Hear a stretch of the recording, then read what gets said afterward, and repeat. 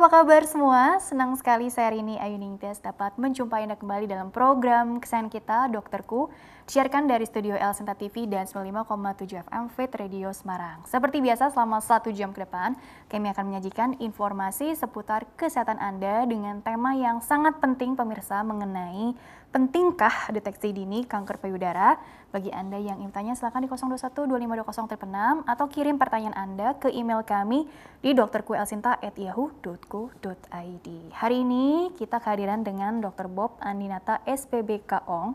Beliau adalah dokter spesialis bedah, konsultan bedah onkologi dari Pusat Kanker Nasional Rumah Sakit Kanker Darmais Jakarta. Kita sapa dulu Dr. Bob yang sudah hadir di samping saya tentunya. Dr. Bob, apa kabar? Ya, kabar baik. Kabar baik, alhamdulillah ya dok ya. Hari ini juga aku kabarnya baik dan sudah semangat betul nih untuk menggali ilmu dari Dr. Bob mengenai pentingkah deteksi dini kanker payudara. Apalagi kan sekarang kan alhamdulillahnya masih di bulan Oktober, yaitu bulan kesadaran kanker payudara begitu ya dok ya. Betul. Nah ini kan mungkin nggak hanya kaum perempuan aja yang mesti aware gitu atau mungkin peduli gitu ya dok ya. Kaum laki-laki juga walaupun mungkin kejadian di kaum laki-laki itu kecil, tapi kan kakaknya, ibunya, adiknya, sahabatnya, istrinya gitu kan bisa beresiko gitu ya dok ya. Jadi mengenai tema khusus ini yaitu deteksi dini kanker payudara. Kan memang makin kesini tuh prevalensinya seperti apa sih dok di Indonesia khusus kanker pada perempuan deh? Iya, jadi kalau kita lihat dalam 30 tahun dulu ya, kanker yang nomor 1 itu adalah kanker serviks, kanker payudara nomor 2. Seiring dengan berjalannya waktu, kanker payudara itu berhasil sama dengan kanker serviks, tapi dalam tahun-tahun belakangan ini kanker payudara itu sangat jauh mengungguli kanker serviks. Mengungguli dalam artian? Iya, jadi nggak hanya di nomor 1, tapi juga jumlah frekuensinya sangat-sangat jauh kanker serviks ya. Di Darmais sendiri, saya punya data di tahun 2019 bahwa kunjungan kanker payudara itu mencapai 60% dari seluruh kunjungan di rumah sakit kanker Darmais ya, kunjungan rawat jalan dalam hal ini. Peringkat 2 baru kanker serviks turun kalau nggak salah 19%.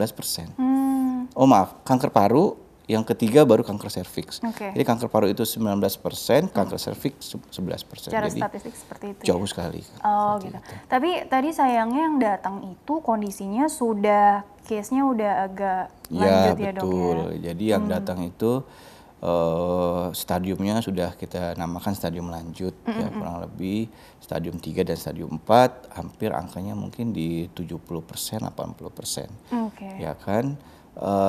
Mungkin juga bersamaan dengan Rumah Sakit Kanker Darmais ini sebagai pusat rujukan tertinggi untuk kanker. Jadi angka kunjungan itu lebih banyak yang stadium lanjut. Gitu ya, sayang sekali ya sayang dok sekali ya. sebenarnya. Tapi sebenarnya kalau menurut pandangan dokter pribadi atau berdasarkan literatur atau mungkin ya secara umum deh ya gitu ya, memang nih datang dalam kondisi yang lanjut karena memang kesadarannya itu yang memang kurang, atau sebetulnya kan sebagai kepala instalasi deteksi dini dan juga promosi kesehatan di Darmais ya dok ya, dokter pasti kan punya pandangan tersendiri ya dok ya mengenai pentingnya deteksi ini. Tapi dilihat dari kesadarannya kita, tapi juga program-program yang ada tuh kan udah bisa dibilang udah jemput bola, udah banyak ya dok ya.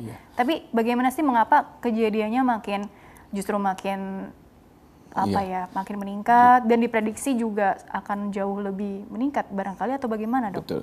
Jadi sebelum kita masuk ke pertanyaan Mbak Ridi tadi bahwa dalam pengobatan di kanker payudara itu ada berbagai stadium, ya. Jadi stadium 0, stadium 1, 2, 3, 4 yang terakhir. Yang dinamakan stadium lanjut itu stadium 3 dan 4. Stadium yang awal itu stadium 1, 2 dan sangat dini 0. Nah, kalau dia masih stadium awal, pengobatannya itu lebih murah. Angka harapan hidupnya lebih tinggi, ya. Kalau dia di stadium lanjut, angka harapan hidupnya lebih kecil, biaya pengobatan lebih besar. Jadi udah banyak keluar uang, toh nggak sembuh juga, ya kan, seperti itu. Nah, oleh karena itu boleh seorang pasien itu misalnya kena kanker payudara, tapi kalau bisa di stadium dini saja, karena biaya pengobatannya dia lebih murah, angka harapan hidupnya tinggi. Nah, apalagi kalau kita bisa dapat nih kanker payudara stadium 0. Gini, stadium 0 itu didapat dari pemeriksaan screening dan deteksi dini. Jadi kalau seorang wanita itu dia secara teratur memeriksakan payudaranya sesuai dengan usianya, maka mungkin kita bisa dapatkan kanker payudara yang stadium 0 tadi. Stadium 0 gitu, jadi berlaku di kanker payudara. Iya, stadium 0 tuh begini, belum ada benjolan, tapi pada saat kita lakukan pemeriksaan USG atau mamografi didapatkan ada kelainan. Jadi jangan tunggu ada benjolan. Betul. Begitu ya, Dok ya. Dan itu saya bisa bilang angka harapan hidupnya mencapai 100%, bisa 99%. Alhamdulillahnya begitu ya, Dok ya. Jadi daripada tadi, ini mohon maaf ya, tapi memang kalau yang sudah stadiumnya agak lanjut tadi kan waktu, tenaga, biaya, beban untuk keluarga, untuk negara. Stadium 4 itu mungkin angkanya sekitar 15-20%. Ya Allah. Iya, jadi kalau itu angka harapan hidup 5 tahun ke depan. Artinya dianggap kalau misalnya ada 10 orang yang datang ke saya stadium 4 nih, 5 tahun yang akan datang mungkin tinggal 1 atau tinggal 2.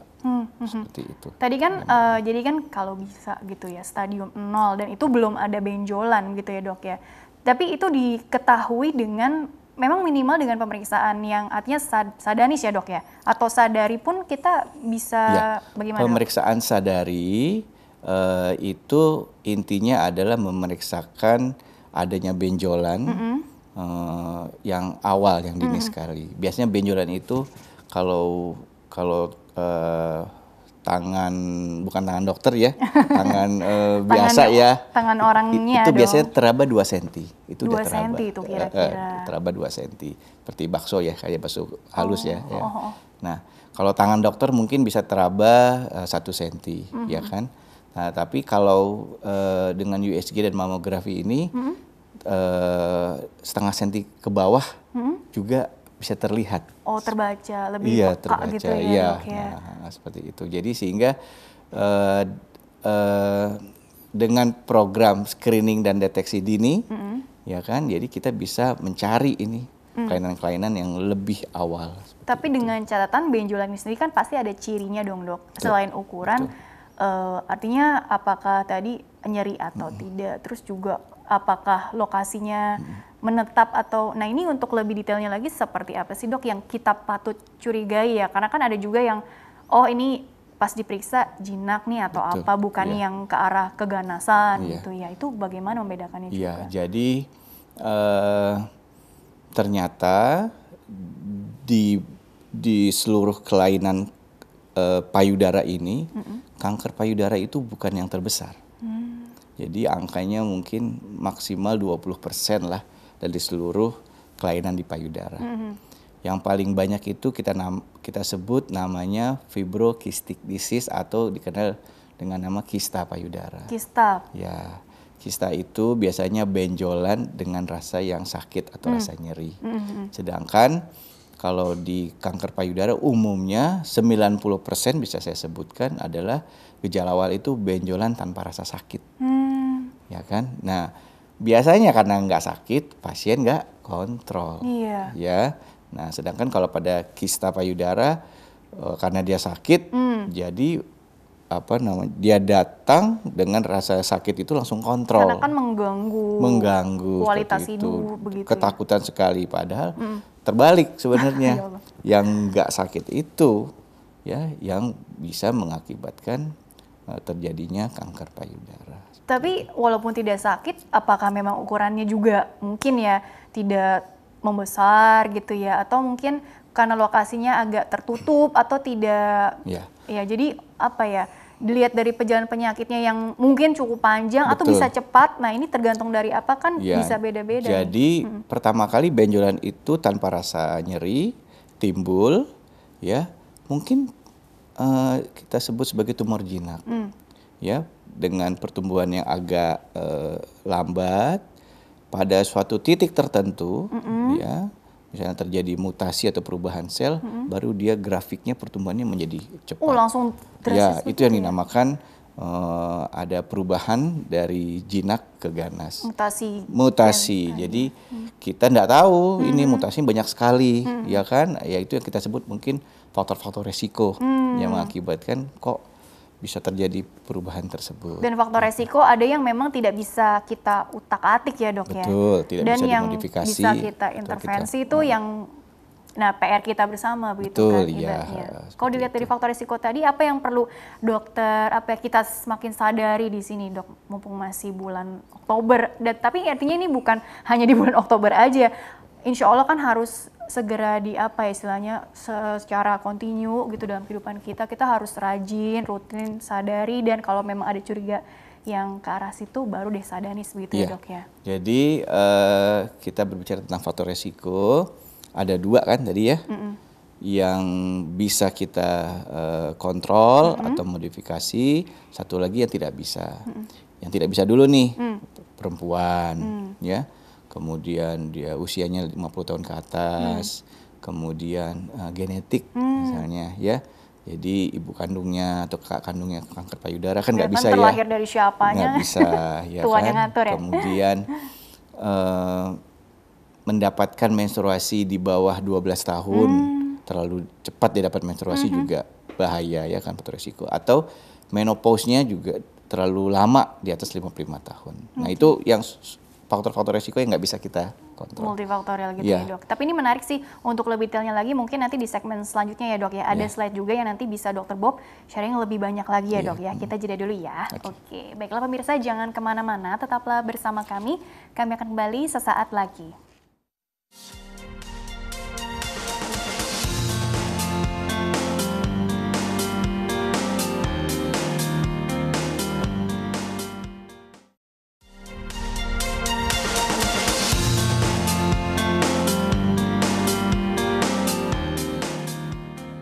Ya pemirsa, terima kasih Anda masih bersama kami di program Dokterku, masih bersama dengan Dr. Bob Andinata, SPBK ONG. Beliau adalah dokter spesialis bedah, konsultan bedah onkologi dari Pusat Kanker Nasional RS Kanker Darmais Jakarta. Masih membahas mengenai pentingkah deteksi dini kanker payudara. Dr. Bob, dilanjutkan kembali ya. Untuk lebih kita sebagai khususnya perempuan nih, para Kartini di Indonesia nih, ingin meningkatkan kembali nih kesadarannya atau mungkin ingin belajar lebih banyak lagi seputar asetnya sendiri gitu ya. Ini ada slide-slide yang bisa coba dipaparkan mengenai prevalensi tadi ya dok ya. Tadi kan antara kanker payudara dan serviks itu balap-balapan di awal ya. Tapi sekarang posisinya mungkin kalau dokter mau bercerita lebih detail lagi seperti apa? Ini 2018 berarti 2 tahun lalu ya, yang terakhir jadi ya dok ya? Ini saya ambil data nasional, internasional ya, Globocan ya, yang terbaru itu di tahun 2018. Di dalamnya terdapat data negara kita, Indonesia. Ya, di situ bisa kita lihat bahwa di tahun 2018 terdapat kasus kanker yang terbanyak adalah kanker payudara. Ya, total semuanya sebesar 16% dari seluruh kanker yang ada di Indonesia. Dari seluruh kanker yang ada di Indonesia. Kita bisa lihat jumlahnya itu 58.000. Dan kalau kita bagi satu tahun itu ada berapa? 365 hari. Maka sungguh sangat terkejut kita, 159 kasus per hari. Ya Allah. Kita bagi dalam jam, 6,6 kasus per jam. Kita bagi dalam menit, berarti kurang lebih satu pasien terdiagnosis dalam 9 menit. Artinya kalau kita di sini udah bicara mungkin 15 menit, berarti sudah ada satu pasien yang terdiagnosis. Ya begitu kan? Ya kurang lebih ya analoginya gitu. Betul, ya dok ya. Iya. Tapi rata-rata pasiennya ini dijabarkan juga nggak sih, artinya mungkin usianya lebih banyak di usia produktif atau sebaliknya usia setelah menopause atau makin kesini global aja gitu ya dok ya. Tapi intinya ini jadi perhatian kita bersama lah ya kurang lebih ya. Next slide, tentang apa? Faktor resiko nih yang menarik yang tidak dapat dimodifikasi dan dapat dimodifikasi. Dan ini ternyata ada fakta-fakta yang aku sendiri baru makin ngeh nih. Ternyata oh yang begini resiko juga begitu ya dok ya. Mungkin dokter bisa ceritakan lebih detail lagi nih yang tidak dapat dimodifikasi dan dapat dimodifikasi berdasarkan slide ini seperti apa dok? Jadi kita bagi dua, ada yang dapat dimodifikasi dan tidak dapat dimodifikasi. Tadi sudah saya sampaikan yang tidak dapat dimodifikasi, sekarang adalah yang dapat dimodifikasi. Artinya begini, sekarang kan banyak wanita karir ya, di mana usia 30 belum menikah, belum punya anak, dan mungkin dia sudah menikah tapi dia nggak mau juga menyusui seperti itu. Nah, ternyata itu adalah faktor resiko yang besar di kanker payudara. Di samping itu juga pemakaian kontrasepsi hormonal ya, KB ya.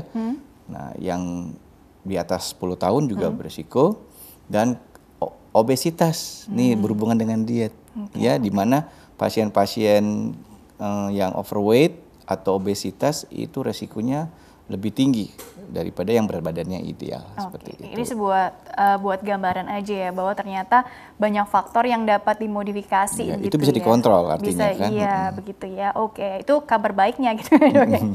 Baiklah, coba slide berikutnya dulu lagi deh. Nah, ini gejala tadi sih sebenarnya sudah dokter paparkan ya di awal segmen.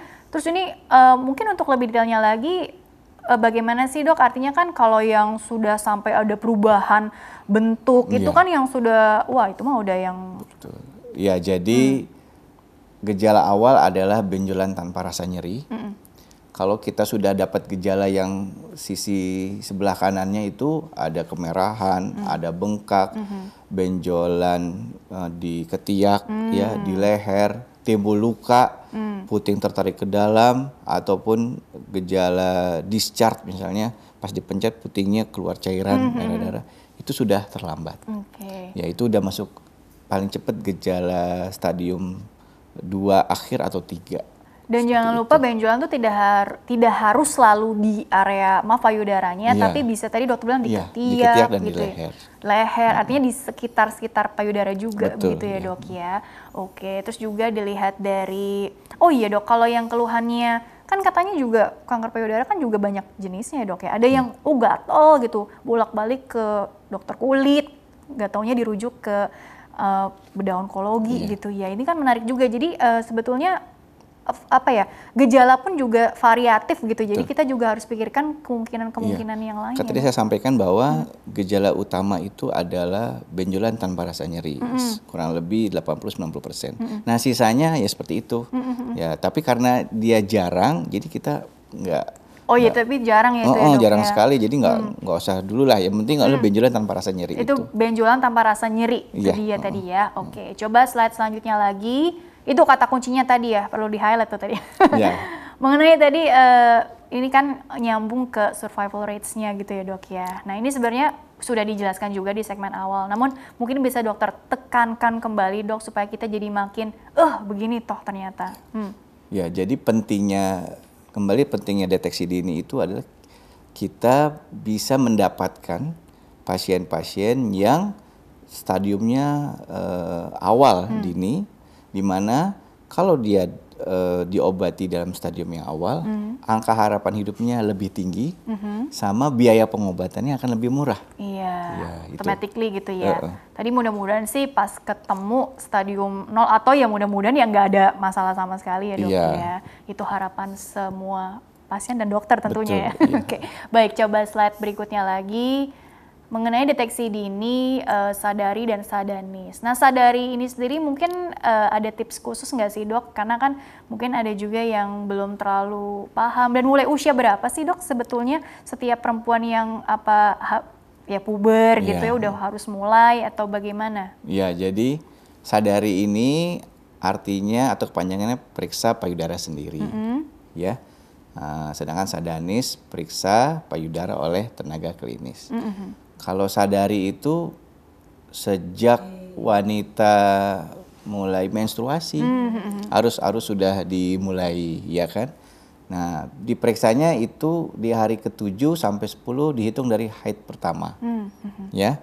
Nah, nanti yang dilihat apa? Yang dilihat apakah ada perubahan di payudara, kulit atau puting dibandingkan dengan bulan yang sebelumnya. Oh, sedetail itu ya? Iya, nanti dilihat biasanya di kamar mandi, sediakan kaca. Paling enak itu ya setelah mandi ya kan, ada kaca di kamar mandi, gitu ya? Cermin. Kemudian dilihat kalau ada benjolan yang tidak berubah ya, karena kalau kista payudara tadi mungkin bulan depannya dia hilang. Mengecil atau hilang seperti itu. Tapi kalau yang tumor ini biasanya 2-3 bulan dia tidak hilang. Begitu bulan ketiga diharapkan kalau nggak hilang harus datang ke dokter. Itulah sadanis tadi.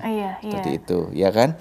Nah, nanti di sana diperiksa oleh dokter. Ini benjolannya abnormality, maksudnya normal.